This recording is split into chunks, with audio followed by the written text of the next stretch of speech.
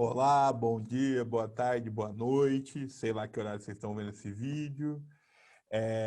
Eu sou o professor Matheus, de Sociologia, e estamos aqui para gravar mais um Atualize-se na sua edição Incentiva a Leitura. E estamos aí novamente com o nosso amigo e companheiro de trabalho, o Rubens, que nos ajudará mais uma vez nessa análise literária aí, que faremos aí. É um prazer estar de novo aqui com vocês, né? No nosso último vídeo a gente falou um pouquinho sobre um livro de Portugal. Se vocês não viram, é só dar uma pesquisadinha aí nos vídeos. É bem interessante, um debate sobre a arte mais aprofundado, né? Hoje nós vamos voltar para o Brasil e nós vamos falar de Solução de Dois Estados, de Michel Laub. Não sei se vai sair invertido para vocês aí. É um livro lançado no ano passado. Ele começou a ser escrito em 2017, mas só foi lançado em 2020, durante a pandemia, né? O Michel Laub já é um escritor de uma carreira mais consolidada, assim, no Brasil. Esse já é o 8º livro dele. Eu costumo falar que ele tem um mecenas muito especial, né? Que é o dono da Companhia das Letras. Então ele já tem uma carreira assim mais consolidada já. E nesse livro ele vai tratar de uma temática um pouco diferente do que ele já vem tratando ao longo da carreira dele. O próprio mecenas dele disse que ele costuma muito trazer a temática da culpa. Nesse livro ele vai trazer mais a temática do ódio, que é muito contemporâneo, né? A gente está vivendo tempos conturbados, tempos difíceis, É e até que o ódio se interessante vem... que você está falando isso, que eu vi uma entrevista dele na internet aí que ele gravou falando sobre esse vídeo e ele mesmo ficou impressionado, falou assim, ó, eu estava escrevendo, começo a escrever um vídeo sobre isso. É lógico que ali eu já via fragmentos daquilo que está sendo essa questão do ódio aumentando e os discursos de ódio aumentando, mas culmina aí, tipo, talvez uma ampliação astronômica, como tem havido nesses últimos anos, essa questão do ódio, do conflito em relação ao outro e tudo mais, que é um pouco a temática de fundo, sem me antecipar aí a você, que é um pouco a temática de fundo desse livro, né? Então ele fala assim, ó, acabou casando, acho que o livro nunca se fez tão atual e nesse sentido ele está correto, né? Mas enfim, vou deixar você aí. Ele começa a escrever justamente em 2017, né? Ainda não tinha acontecido as eleições, então ainda não tinha chegado nessa crista da onda do ódio que a gente vem atravessando, né? Então é um livro que vai se construindo no seu próprio tempo, né? Isso é muito interessante pensar em como... Depois eu vou falar um pouquinho de como ele constrói essa dinâmica do ódio nas personagens. É um livro que se passa em 2018. É, é um livro que ele tem uma estrutura muito interessante. Eu não sei se eu vou conseguir mostrar aqui, mas ele é dividido em algumas partes, porque na verdade ele era para ser um documentário, né? Ele é construído como se realmente fosse um documentário. É a história de uma cineasta alemã que sai da Alemanha. Ela está fazendo diversos documentários sobre o ódio ao redor da Terra. Então, tem um documentário da Síria, da Venezuela, e aí ela veio para o Brasil fazer esse documentário depois de um ocorrido, que eu vou explicar melhor. Então, o livro é dividido em, por exemplo, material pré-editado, e aí tem as falas dos personagens, material bruto, materiais a ser inserido, aí coloca entrevistas, trechos de vídeo, tudo transcrito, é uma estrutura bem diferente, muito inusitada, né? É como se realmente fosse a transcrição daquilo que foi gravado para criar esse documentário dessa cineasta, chamada Brenda Richter. Por que ela veio para o Brasil gravar esse documentário? Teve um caso de violência que marcou o Brasil, no livro, né? Isso não aconteceu na realidade. A Raquel, que é uma artista performática, que sofre uma violência absurda durante um debate no banco, organizado pelo tal do Banco Pontes, né? Que é um banco fictício, em que eu vou explicar melhor depois sobre as temáticas da arte dela, mas é bem polêmico. O livro atravessa diversos temas muito polêmicos e muito atuais, né? Então é um livro que ele te perturba um pouco, ele vai incomodar, ele vai meter o dedo na ferida mesmo. Então essa artista, ela ela ia fazer todo um discurso, uma abordagem, né, nessa apresentação, e um cara sai da plateia e agride ela no palco com uma barra de ferro. E por que que isso acontece? Vai ser tudo abordado ao longo do livro, não quero estragar a surpresa. É um livro que é meio nebuloso, é meio que um quebra-cabeça. Quando você começa a ler ele, você não consegue entender o que está acontecendo, é muito jogado, e depois você tem que ir encaixando o quebra-cabeça a partir das falas das personagens, né? Então, esse documentário parte a partir desse evento de violência, né, de ódio, e que vai contar a história de dois irmãos, que é a Raquel, que é essa artista, e o Alexandre, que o Alexandre é extremamente marcado pela crise do plano Collor, né?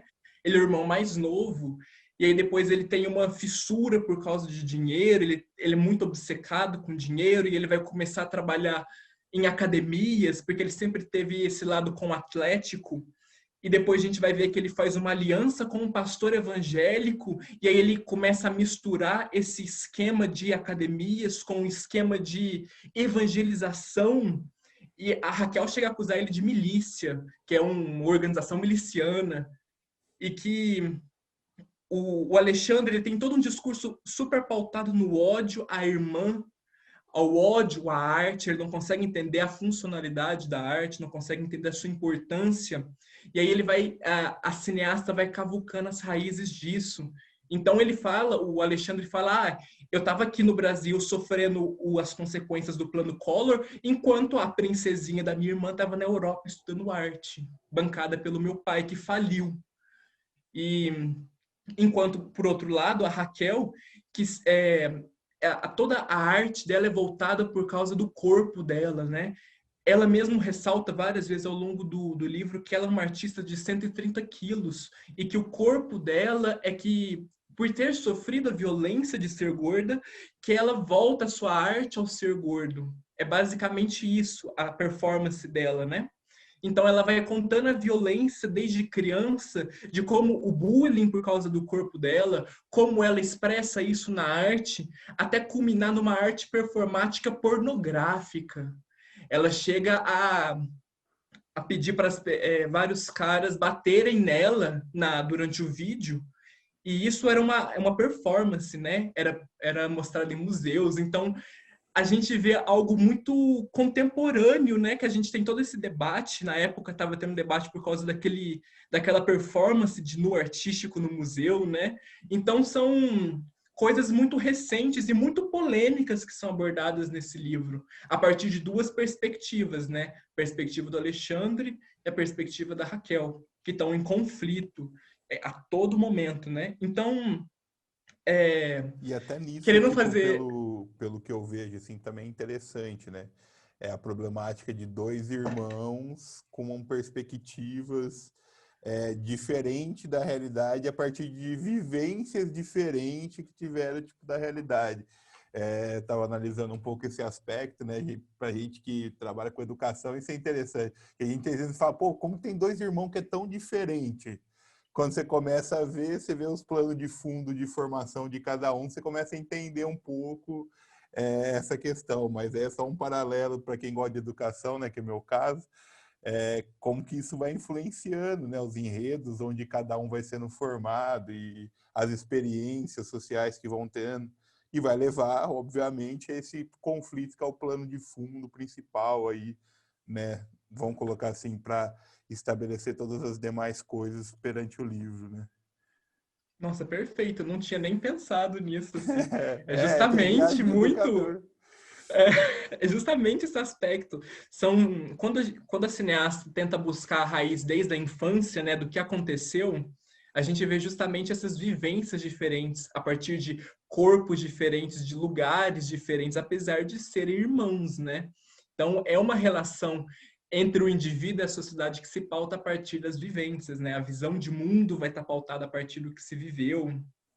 Enfim, baseando a partir um pouquinho disso, eu queria fazer uma breve análise, assim, meio a partir de Bakhtin. Por quê? Bakhtin vai falar que existem romances plurifônicos, que têm várias vozes, né? E aqui a gente tem no mínimo 3 vozes se manifestando, que é da Raquel, do Alexandre e da cineasta, que é a Brenda. Então, essa equipolência que a gente fala, que uma voz não se sobrepõe à outra, quando a gente lê uma parte e fala, não, o Alexandre tá certo. Aí depois, não, a Raquel tá certa. Aí fica nesse sim, e que você não consegue tirar uma conclusão muito sólida do que está acontecendo ali, porque os personagens têm seus posicionamentos, mas eles são em si contraditórios em relação aos próprios posicionamentos. Então, fica nesse jogo, e o leitor fica nesse jogo também, né? O leitor julga as personagens, mas eu acho que o mais importante é que o seu posicionamento em relação ao livro, em relação às personagens, é mais fundamental. Na verdade, é o livro que te julga. É o livro que te expõe o que está acontecendo e ele está te julgando qual vai ser a sua iniciativa, a sua posição, a sua tomada de partido a partir dele, né? Então, basicamente, um pouquinho sobre disputas de narrativas, né? A gente tem 3 narrativas ali acontecendo, isso uma perspectiva mais bakhtiniana, da estrutura de como se dá esse livro, né? Mas eu queria partir um pouco para uma análise do conteúdo. E até Eu queria isso, trazer um tipo, de conceito. análise da narrativa é algo extremamente contemporâneo, né, Rubens? Que a gente, acho que talvez nunca tenha vivido num momento nacional onde você tenha tanta disputa de narrativas de maneira tão acirradas e levando ao ódio, como o livro também leva também, numa escala tão geral como a gente tem visto na sociedade brasileira, né? Não é só na sociedade brasileira, mas como aqui o nosso foco é o Brasil, né? Mas na sociedade brasileira isso tem vindo à tona a todo vapor também, mas enfim. Justamente, eu vou trazer o Bakhtin de novo um pouco. Na escola, a gente aprende muito que a palavra é um signo, né? O signo é composto de significado e significante. Significante é a palavra em si, né? C-A-S-A, casa. E o significado é o que você pensa a partir dessa palavra. Bakhtin, ele vai trazer uma outra perspectiva. Por quê? Ele vê a palavra como um campo de disputa.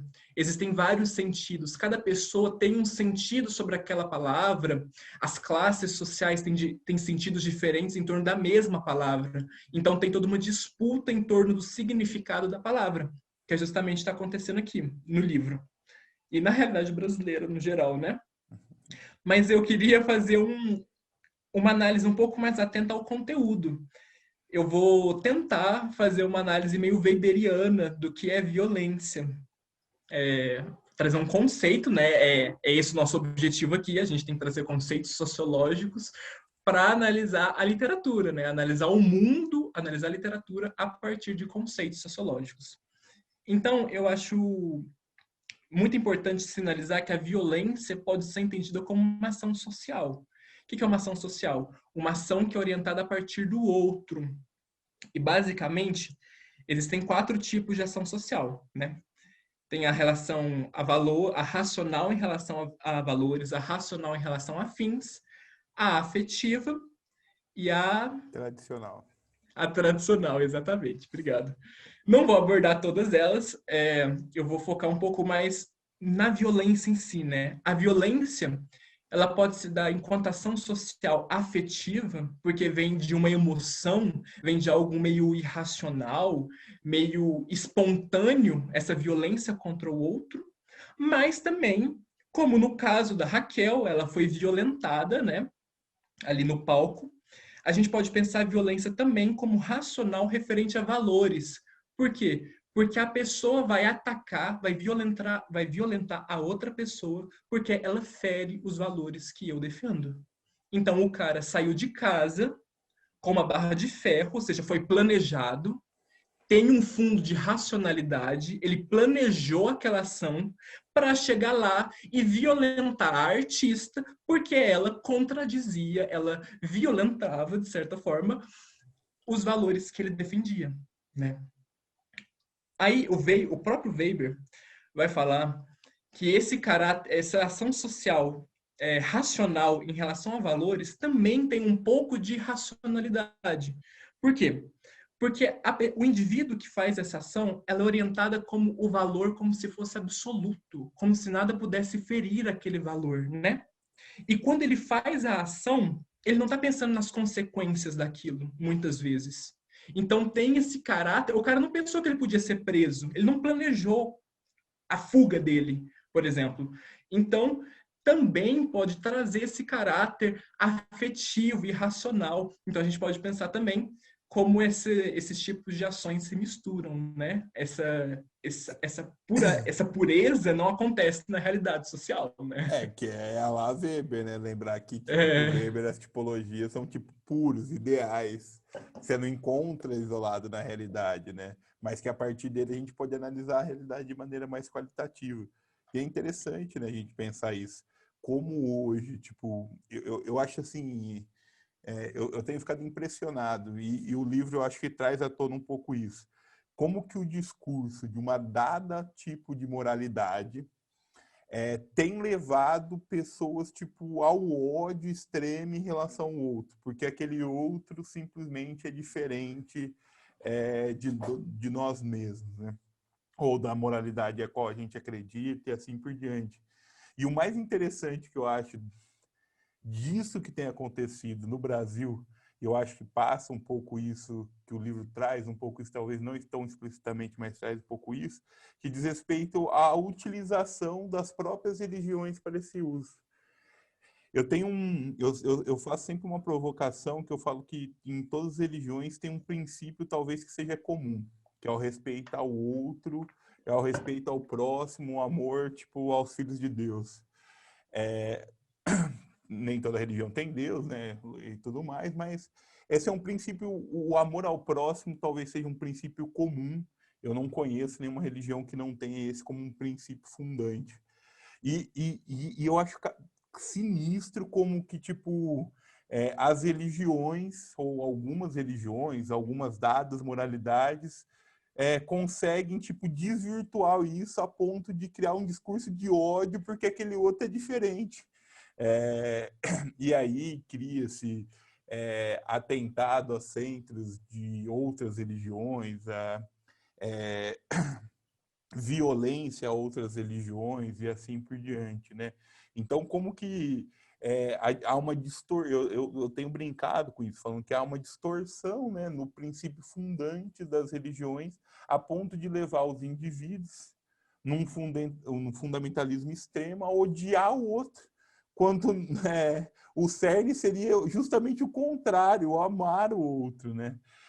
E eu acho que o livro traz isso, né, de um pouco de plano de fundo, assim. E aí que eu acho que o livro traz ainda à tona duas relações, não só essa questão ligada à religião, que vai aparecer também um pouco como plano de fundo, mas também em relação à própria tradição da família. Que, supostamente o núcleo familiar seria o núcleo sagrado do respeito, e que não é, né? Que, tipo, na prática real, tipo, isso nem sempre se verifica. E essa família nuclear não é aquela idolatria que se coloca, né? Então, eu acho que o livro, nesse aspecto, também é interessante, porque traz à tona essas discussões aí para a gente refletir, né? E que é o objetivo, eu acho, da boa literatura, da arte e assim por diante, né? Cutucar a gente, tirar a gente do nosso estado de convenção aí. de inércia, né? É. Pensando um pouquinho essa dinâmica da religião, né? A gente pode pensar como que essa distorção se dá, porque às vezes no próprio campo de uma mesma religião tem as disputas, né? A gente pode pensar em como a Igreja Católica apoiou a ditadura militar e ao mesmo tempo estava acontecendo a teologia da libertação, ambos do ramo do catolicismo, né? Então existem disputas dentro da própria religião. Pensando nisso, a gente também pode pensar um pouco dos líderes religiosos e como eles se apropriam da religião e propagam a religião. Assim, a gente pode pensar um pouco, voltando na questão do Weber, né, da ação da violência enquanto ação social. O próprio Weber fala que uma ação social pode ser orientada a partir de uma ordem legítima. O que que significa? A partir de uma vigência, né? E aí a gente entra um pouquinho a partir de dominação, mas eu não vou explorar muito esse conceito aqui. Mas ele fala que existem 4 tipos de ordem vigente, que é a tradicional, a crença afetiva, a crença racional referente a valores e a crença na legalidade do poder. Como que isso se manifesta no livro? Vou dar alguns exemplos. Eles podem parecer meio pesados, assim, o que eu vou falar, mas é a temática do livro, ela é uma temática um pouco mais complicada, né?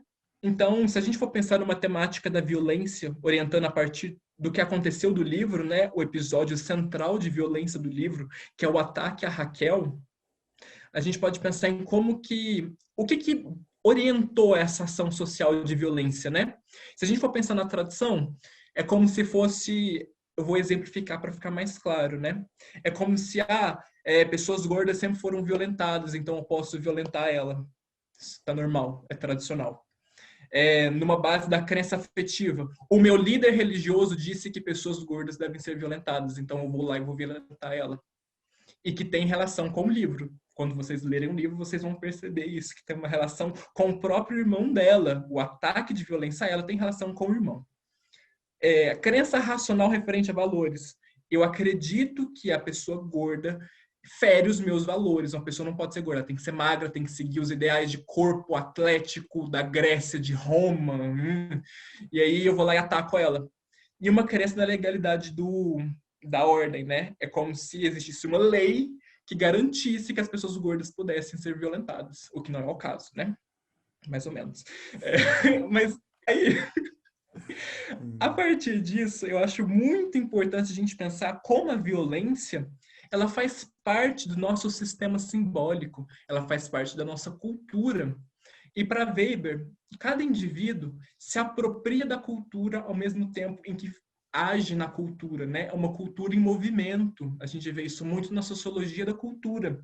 A cultura não é estática, ela está sempre em movimento. Nós somos criados a partir da cultura e nós agimos na cultura também. Então, como que se dá essa apropriação da violência e como se dá esse retorno da violência, né? Como que nós assimilamos esses valores violentos e como nós vamos perpetuá-los? Isso é uma grande questão. Não dá para aprofundar aqui, o tempo é muito curto, daria para dias de debate de como nós nos apropriamos da violência, como nós perpetuamos na violência, em quais esferas, como, quando e por quê.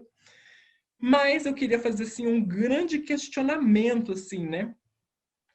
Nós vivemos tempos em que a acentuação da violência está crescendo muito. Qual é a relação disso com os discursos de ódio? Os discursos de ódio propagados por líderes religiosos, líderes políticos, por exemplo, ou até por influencers digitais, às vezes tem muito disso, a gente não pode deixar de lado as redes sociais, que querendo ou não ainda tem muita influência hoje em dia, né? Esse discurso de ódio como resultado de uma cultura violência, mas que também perpetua e que aumenta esse culto da violência, né?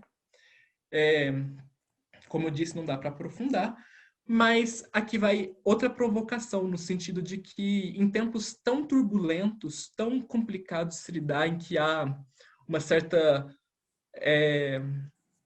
popularização da violência, de certa forma, né? Como sair disso? Como nós vamos achar uma solução? Solução de dois estados, eu esqueci de falar disso. O que esse título faz referência? Ao conflito Israel-Palestina. Essa solução de dois estados foi proposta pela ONU. Deu certo? Então, aí a gente tem muitas possibilidades de pensar como que essa solução de dois estados faz sentido com o nosso problema de ódio e de violência hoje. Tem como achar uma solução de dois estados para o ódio do Brasil? Tem como achar uma solução de um estado? Mas qual estado? De que forma? Aí a gente entra um pouquinho no conceito de Habermas, racionalidade comunicativa. O que é esse conceito? Ele fala que as pessoas deveriam usar sua racionalidade para entrar num consenso. Como criar consenso num país tão polarizado, tão dividido entre ódios? É possível fazer isso? De que forma, né? Então, como construir uma democracia baseada em consenso? Como construir consensos no Brasil, né? Essa a grande questão de hoje, né? Como achar essa solução para esses dois estados de ódio que nós vivemos? Eu acho que a questão do ódio precisa ser combatida, mas a questão do consenso a gente precisa trabalhar com um pouquinho mais de cuidado. eu sou meio contra essa postura do consenso. Eu não acho, eu acho que tem sido confundido uma coisa muito grande. Acho que tem tido uma confusão muito grande que diz respeito assim, ó, não é porque o outro é diferente de mim, não é porque o outro pensa diferente de mim que ele é meu inimigo. E eu acho que essa diferença tem sido potencializada na construção do ódio. Então eu acho que a gente precisa voltar a bater na tecla da diferença. Que todos somos diferentes, que maravilha, né? E que há necessidade, parece chavão, idiotice e tudo mais, mas que há uma necessidade do respeito à diferença. Não é porque você pensa diferente de mim que eu vou te odiar e quero te ver morto, que é o que eu acho que tem acontecido. Então, assim, eu acho que a gente precisa... eu acho que pensar uma democracia por consenso, eu não sei se é o caminho, mas eu acho que o caminho seria pensar justamente uma democracia pelo respeito à diferença, que é o que eu acho que tem faltado muito, não só no Brasil, como eu citei, mas no mundo inteiro. Não é à toa que você vê o mundo inteiro voltando uma corrida armamentista brutal, o Japão aprovando, tipo, mandar tropa para fora do seu país de novo, que isso só tinha acontecido no Segunda Guerra, desde a Segunda Guerra e não fazia isso. Os Estados Unidos atacando fortemente a China, essa competição econômica que está levando agora. Então, assim, precisamos dar uma equacionada nessa questão da diferença e nesse respeito à diferença aí. Mas eu acho que esse também é um bom assunto para a gente pensar aí, conversar com mais calma, Rubens. Eu acho que a gente tem que ir ficando por aqui por causa do nosso horário. Agradeço muito aí, tipo, a você e a todos que estavam nos escutando. E vamos em breve aí fazer novos bate-bolas aí. Abração. Então é isso, pessoal. Eu espero que esse todo debate tenha colaborado para vocês pensarem um pouco, refletirem um pouco sobre o assunto, né? Apesar de estar tão à tona, às vezes a gente fica tão imerso no cotidiano que às vezes as coisas passam e a gente não tem uma reflexão crítica sobre isso, né? Então eu espero que Solução de Dois Estados, que vocês leiam esse livro e que a partir dele tirem suas próprias conclusões, né? Sobre tudo que está acontecendo, sobre essa polarização, de como se dá a violência no Brasil ultimamente, e para a gente construir juntos uma solução, né? Uma saída para todo esse dilema do ódio no Brasil. Se vocês lerem o livro, eu peço que vocês deixem um comentário aí falando o que achou do livro, o que achou do debate. Eu acho muito interessante a gente, como eu disse do Bakhtin, essa equipolência de voz é justamente essa pluralidade de vozes que é tão importante numa democracia. Até a próxima, gente. Até a próxima. Obrigado, hein?